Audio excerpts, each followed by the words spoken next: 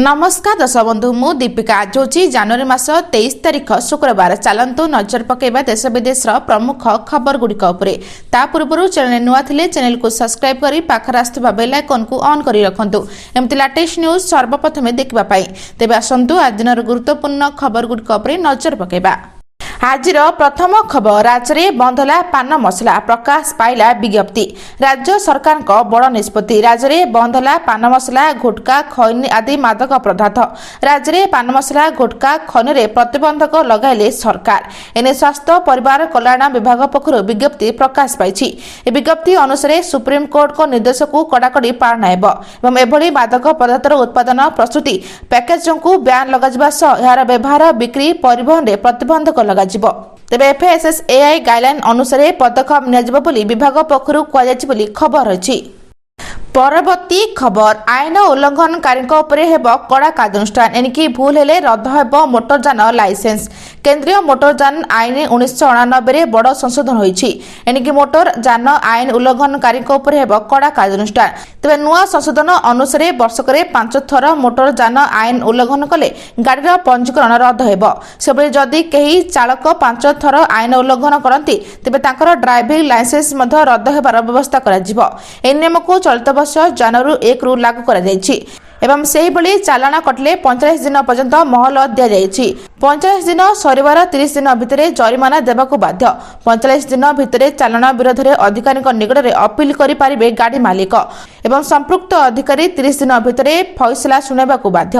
अधिकृत अधिकारी फैसला न शुणाई पारिले चालान आपे रद्द हो जिवो बोली सूचना रही।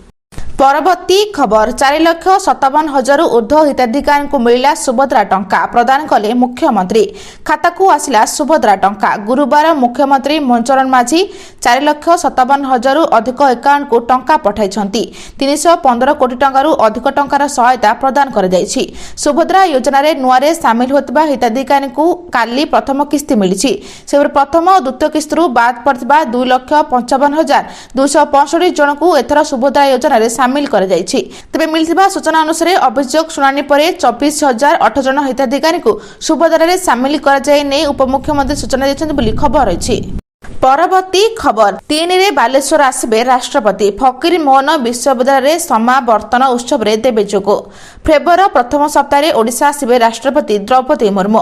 फेब्रुआरी 2 तारिख रु 5 दिनिया ओडिशा गस्तर आसछन्ति राष्ट्रपति। 2 तारिख रे भुवनेश्वर रे पहुंची राजभवन रात्रि यापन करिवे। एहा परे 3 तारिख रे फकीर मोहन यूनिवर्सिटी समावर्तन उत्सव रे जोग देबे। 4 तारिख रे जाजपुर रे मां बिरजांक दर्शन करिवे राष्ट्रपति द्रौपदी मुर्मू।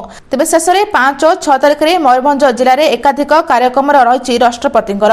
एसबू कार्य 5 दिनिया ओडिशा गस्त आसुचंती महामहिम द्रौपदी मुर्मू बोली सूचना रही। परवर्ती खबर केबे मिलिबो पीएम किसान योजनार 22तम किस्ती टंका आसिला बड़ अपडेट। प्रधानमंत्री किसान योजनार सारा देश में लक्ष लक्ष चाषी एक मजबूत सहायता प्रणाली पलटिछि। 2019 आरंभ होता यह योजनार क्षुद्र एवं नाममात्र चाषी को सीधासलख आर्थिक सहायता प्रदान करे। चाषीर प्रत्येक पर्यायर बिहन सार कीटनाशक किंबा अमल पाई पांठि आवश्यक। प्रधानमंत्री किसान योजना अधीन चाषी माने वार्षिक 6,000 टंका पाती। ए टंका गोटे थरे दिया जाय नाही बरम 3टी समान किस्ती प्रदान करा जाए। प्रति 4 मासरे 2,000 टंका सीधासलख सेमानक बैंक अकाउंट को स्थानांतरित हुए। तेबे प्रधानमंत्री किसान योजना रे 21तम किस्ती गत वर्ष नवेम्बर रे जारी कराइथिला। परवर्ती किस्ती अपेक्षा कर जायछि एवं गणमाध्यम रिपोर्ट रु जना पड़छि जे सरकार फेब्रुआरी 22तम किस्ती जारी करि पारंती बोली सूचना रही। परवर्ती खबर बढ़िला मासिक भत्ता। एथर 28 टंका बदल में पाइबे 2500 टंका। सरकार देले बड़ निष्पत्ति। ग्राम रक्षी मासिक भत्ता वृद्धि कले मुख्यमंत्री। राज्यर ग्रामांचल में कार्यरत ग्राम रक्षी मानक मुख्यमंत्री मनचरण माझी ए स्वागत योग्य घोषणा करछन्ति। पूर्वरु मिलुथिबा 2800 टंका मासिक भत्ता बदल में एणिकी ग्राम रक्षी माने 2,500 टंका मासिक भत्ता पाइबे। ए निष्पत्ति द्वारा ग्राम रक्षी मानकर आर्थिक स्थिति में सुधार आसिबो बोली आशा कर जाउछि। यास ग्राम माने सप्ताह को थरे सेमाने जो थाना अधीन रे कार्य करछन्ती सेठाକୁ जाई उपस्थान देबाकू पड़िबो। ए व्यवस्था द्वारा कार्य परिचालना और समन्वय अधिक सुदृढ़ हेबो। उल्लेखन जे ग्रामांचल में शांति और श्रृंखला रक्षा अपराधी चिन्हट और पुलिस को सहयोग कर ग्राम रक्षी मानक भूमिका अत्यंत गुरुत्वपूर्ण एवं सरकार एही पदक्षेप को ग्राम रक्षी माने स्वागत करछन्ती बोली सूचना रही। ପରବର୍ତ୍ତୀ ଖବର 72 ଜଣ ପ୍ରଧାନ ଶିକ୍ଷକ ଓ ଶିକ୍ଷୟିତ୍ରୀଙ୍କୁ ଏକ ମାସର ଦରମା ବନ୍ଦ। ଆକ୍ସନ ମୋଡରେ ଜିଲ୍ଲା ଶିକ୍ଷା ଅଧିକାରୀ। ପୁରୀ ଜିଲ୍ଲାର 72 ଜଣ ପ୍ରଧାନ ଶିକ୍ଷକ ଓ ଶିକ୍ଷୟିତ୍ରୀଙ୍କର ଏକ ମାସର ଦରମା ବନ୍ଦ କରିବାକୁ ଚିଠି ଜରିଆରେ ନିର୍ଦ୍ଦେଶ ଦିଆଯାଇଛି। ବର୍ଷା ସମୟରେ ବଜ୍ରପାତ ହେଲେ ସେଥିରୁ କିଭଳି ସୁରକ୍ଷିତ ରହିପାରିବେ ଏବଂ ସାପ କାମୁଡ଼ାରୁ ତୁରନ୍ତ କିଭଳି ପ୍ରାଥମିକତା ଚିକିତ୍ସା ହୋଇପାରିବ ସେ ନେଇ ଜିଲ୍ଲାର ସମସ୍ତ ସ୍କୁଲରେ ସଚେତନତା କାର୍ଯ୍ୟକ୍ରମ ଜରିଆରେ ଛାତ୍ରଛାତ୍ରୀମାନଙ୍କୁ ଅବଗତ କରିବା ଲାଗି ନିର୍ଦ୍ଦେଶନାମା ଜାରି କରିଥିଲା। ତେବେ ବଜ୍ରପାତ ସଚେତନତା ପାଇଁ ଜିଲ୍ଲାର ସମସ୍ତ ବିଦ୍ୟାଳୟକୁ 2000 ଟଙ୍କା ଏବଂ ସାପ କାମୁଡ଼ା ସଚେତନତା ଲାଗି ଜିଲ୍ଲାର ସମସ୍ତ ସ୍କୁଲକୁ 2500 ଟଙ୍କା ଲେଖାଏଁ ପ୍ରଦାନ କରାଯାଇଥିଲା। ତେବେ ଏହି ସଚେତନତା କାର୍ଯ୍ୟକ୍ରମରେ ଖର୍ଚ୍ଚର ହିସାବ ନ ଦେଇ ପାରିବାରୁ 72 ଜଣ ପ୍ରଧାନ ଶିକ୍ଷକ ଶିକ୍ଷୟିତ୍ରୀଙ୍କୁ ଦରମା ଏକ ମାସର ବନ୍ଦ ପାଇଁ ଚିଠି ହୋଇଛି ବୋଲି ସୂଚନା ରହିଛି। ପରବର୍ତ୍ତୀ ଖବର ଗୋରୁ ଚାଳନାକାରୀଙ୍କୁ ସତର୍କ କରାଇଲେ ମୁଖ୍ୟମନ୍ତ୍ରୀ। ରାଜ୍ୟକୁ ମାଛ କୁକୁଡ଼ା ମାଂସ ଅଣ୍ଡା ଇତ୍ୟାଦିରେ ଆତ୍ମନିର୍ଭର କରିବା ପାଇଁ ଆମ ସରକାର ଦୃଢ଼ ସଂକଳ୍ପ କରିଛନ୍ତି। ଏବେ ମତ୍ସ୍ୟ ଉତ୍ପାଦନ କ୍ଷେତ୍ରରେ ଓଡ଼ିଶା ଚତୁର୍ଥ ସ୍ଥାନରେ ରହିଛି। 1 ନମ୍ବର ସ୍ଥାନ ହାସଲ କରିବା ପାଇଁ ଆମେ ଚେଷ୍ଟା ଜାରି ରଖିଛୁ। କିନ୍ତୁ ରାଜ୍ୟରେ ଗୋମାତାକୁ ଚାଳନା କରୁଥିବା ଲୋକ ସତର୍କ ହୋଇଯାଆନ୍ତୁ, ନଚେତ୍ ସରକାର ଆହୁରି କଡ଼ା ଅଭିମୁଖ୍ୟ ଗ୍ରହଣ କରିବେ। କେଉଁଝର ପୋଲିସ ପକ୍ଷରୁ ମୟୂରଭଞ୍ଜ, କେଉଁଝର, ଭଦ୍ରକ ଓ ଯାଜପୁର ଭଳି 4ଟି ଜିଲ୍ଲାରେ ବହୁ ବେଆଇନ ଗୋଚାଳନକାରୀଙ୍କ ଘରେ ବଡ଼ ଧରଣର ଚଢ଼ାଉ କରାଯାଇ ବିପୁଳ ସମ୍ପତ୍ତି ଠାବ କରାଯିବା ପରେ ମୁଖ୍ୟମନ୍ତ୍ରୀ ଶ୍ରୀ ମୋହନ ଚରଣ ମାଝୀ ଏଭଳି ଚେତାବନୀ ଅଧିକ ଗୁରୁତ୍ୱ ହୋଇପଡ଼ିଛି। ବୁଧବାର ଭୁବନେଶ୍ୱରରେ ଜନତା ମଇଦାନଠାରେ 3 ଦିନିଆ ମତ୍ସ୍ୟ ପ୍ରାଣୀ ସମାବେଶକୁ ଉଦ୍ଘାଟନ କରିବା ଅବସରରେ ମୁଖ୍ୟମନ୍ତ୍ରୀ ମୋହନ ଚରଣ ମାଝୀ ଏହି ଚେତାବନୀ ଦେଇଛନ୍ତି ବୋଲି ଖବର ରହିଛି। ପରବର୍ତ୍ତୀ ଖବର ରାଜ୍ୟସଭା ନିର୍ବାଚନ ପାଇଁ ଆରମ୍ଭ ହେଲା ପ୍ରକ୍ରିୟା। ଓଡ଼ିଶା ସମେତ 10 ରାଜ୍ୟ ନିର୍ବାଚନ ଅଧିକାରୀଙ୍କୁ ଚିଠି। ରାଜ୍ୟସଭା ନିର୍ବାଚନ ଲାଗି ଆରମ୍ଭ ହୋଇଛି ପ୍ରକ୍ରିୟା। ରିଟର୍ଣ୍ଣିଂ ଅଫିସର ନିଯୁକ୍ତି ଲାଗି ପ୍ରସ୍ତାବ ମାଗିଲେ ଭାରତ ନିର୍ବାଚନ କମିଶନ। ଏନେ ଓଡ଼ିଶା ସମେତ 10ଟି ରାଜ୍ୟର ନିର୍ବାଚନ ଅଧିକାରୀଙ୍କୁ ନିର୍ବାଚନ କମିଶନ ଚିଠି ଲେଖିଛନ୍ତି। ଆସନ୍ତା ଏପ୍ରିଲରେ ଖାଲି ହୋଇଛି 10 ରାଜ୍ୟର 37ଟି ଆସନ। ମହାରାଷ୍ଟ୍ରରେ 7ଟି, ତାମିଲନାଡୁ ଓ ବିହାରରେ 6ଟି, ପଶ୍ଚିମବଙ୍ଗର 5ଟି ଆସନ ଖାଲି ହେବ। ଆସାମରେ 3ଟି, ତେଲେଙ୍ଗାନା, ଛତିଶଗଡ଼ ଓ ହରିୟାଣାରେ 2ଟି ଆସନ ଖାଲି ହେବ। ତେବେ ଏଥିରେ ଓଡ଼ିଶାର 4ଟି, ହିମାଚଳ ପ୍ରଦେଶରେ 1 ଆସନ ଖାଲି ହେବାର ଅଛି। ଆସନ୍ତା ଏପ୍ରିଲ 2ରୁ ଓଡ଼ିଶାର 4ଟି ରାଜ୍ୟସଭା ସାଂସଦଙ୍କ କାର୍ଯ୍ୟକାଳ ସରୁଛି।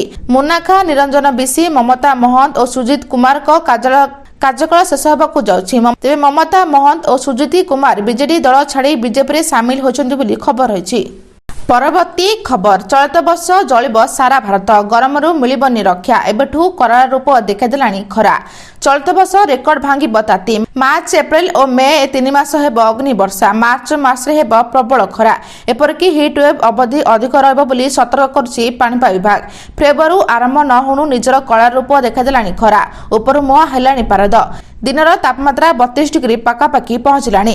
ସେପରି ଦିଲ୍ଲୀରେ 15 ଡିସେମ୍ବରରୁ 15 ଜାନୁଆରୀ ପର୍ଯ୍ୟନ୍ତ କଡ଼ା ଶୀତର ପ୍ରଭାବ ଦେଖାଦେଇଥିଲା।